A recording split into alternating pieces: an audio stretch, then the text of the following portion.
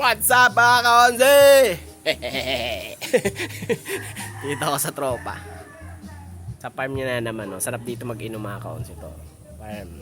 Ayun yung sakyan. Na pinasok ko dati na papasok. Diba dito? Dito kami nag-iinom. Mahangin dito mga kaonsi. Lalo na sa gabi. Sarap mag-inom dito. Dito kami nag-iinom mga tropa. Nag-iinom, kumakain. Yan. Bahay nila no. Simple lang diba? O ito bahay nila. Mga kaonsi oh. Diba? Yan. Diba? Ang cute. Diba? Yung kaibigan ko sa Maribel. Nagiwa ng kamatis sibuyas. Nagluto ng laing. Gumawa na sa usawan.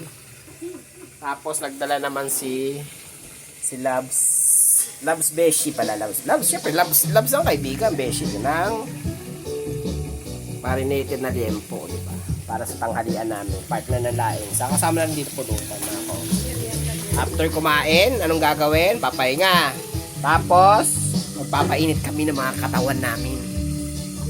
Ito baka ibang init na sinasabi. Ito, alak Mojito, yan sabihin nyo, papainit kami, magtitrisam kami. Hindi, joke lang yun. Alak, din namin. Yan diba?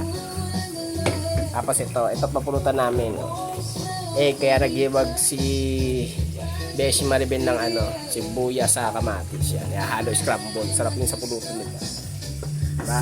O mga onse Ito na lang. Hanggang dito na lang Stay put lang kayo dyan Enjoy life lang, okay? Everyday. Bye-bye.